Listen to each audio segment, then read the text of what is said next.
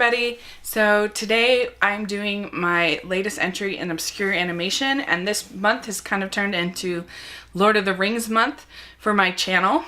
And so I thought it would be fun for Obscure Animation to review the 1978 Ralph Bakshi film Lord of the Rings. And this was supposed to be part of a two-part series of films, a two-parter for Lord of the Rings. Unfortunately, just didn't do well enough to justify getting Ralph Bakshi's version of Return of the King, which is a real shame, in my opinion, because I like this movie. I know a lot of people don't like it, and that's fine. I know my friends over at Rotoscopers, they didn't like it, especially Chelsea Robson. I think it's her least favorite movie they've ever reviewed. So, yeah, it's a divisive film. But I appreciate some of the choices that it made, and I enjoy watching it. I don't think it's a bad movie. I really don't. And so let's talk about it, talk about some of the choices that they made. Big things about this movie that you kind of have to talk about out front is the heavy use of rotoscoping.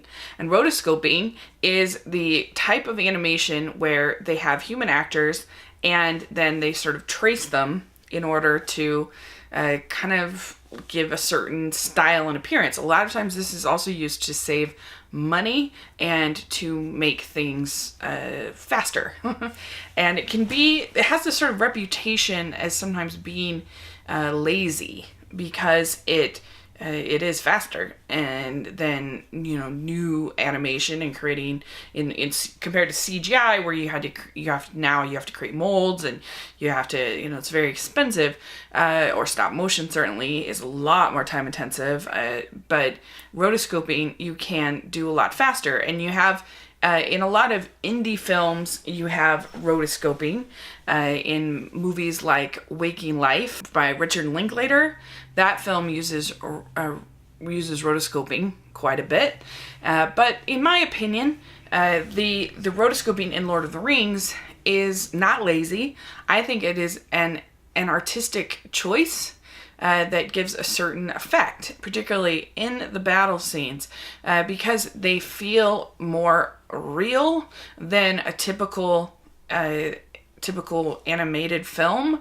That it sort of, to me, it adds to the blood and sort of visceral quality to some of those sequences. And I like the way that they use sort of color. And do they overuse it? Yes. Are some of the battle sequences too long? Can it be a little harsh to look at? Yes. But I think it was a visual choice to create a certain look and to create a certain sort of gritty aesthetic, which I appreciate and I like. I think it is cool. And so, you kind of get it from the very beginning of this movie that this is going to be a different experience than if you are so tied to the Peter Jackson movies. Of course, this came out decades before the Peter Jackson movies, but it's hard to not compare the two because the Lord of the Rings movies by Peter Jackson are just so epic. There's some definite, of course, changes. I like the way that in this movie, Frodo is more of an active protagonist than he is in the Peter Jackson films.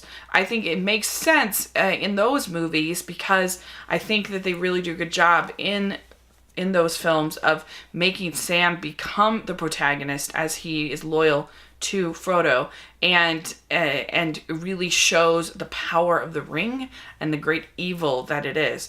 They don't do as good a job showing that here. And Sam is a very minor character, and I think that you lose something in that friendship. But I think that in this, they show sort of the dynamic of the fellowship a little bit better, and the way that they all kind of worked together.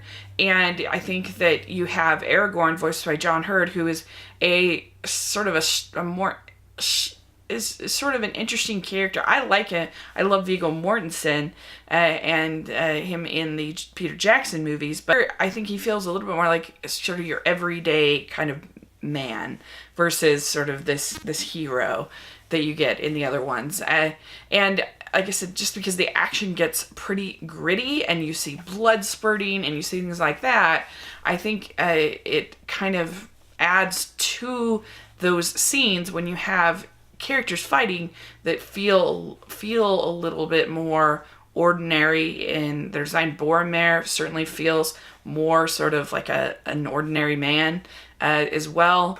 Way less of the female characters in this version than you do in the Peter Jackson version. Lateral is briefly seen with her like pool or whatever they call it, I forget. And then you see Elwyn is mentioned briefly. There's no Arwen. And so, you know, that's just kind of part of the books, really. And that's probably more accurate. But if you really love those characters in the Peter Jackson, then you'll miss that here. And so you don't have any sort of love story like you do with the Lord of the Rings Peter Jackson films. Group as sort of this more cohesive unit as they go through Moria, as they go through all the way getting to Helm's Deep. How the orcs, like in their attack, they're sort of singing, which is sort of weird.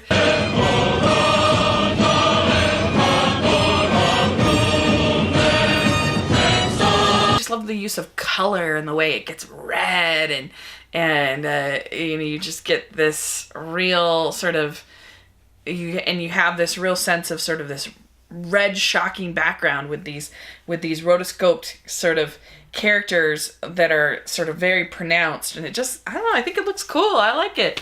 What can I say? I think that this movie is too long, 2 hours and 20 minutes. It does drag in places for sure. It does start to get a little bit wearisome as far as these battle sequences, but I feel like that's true of the Peter Jackson versions as well.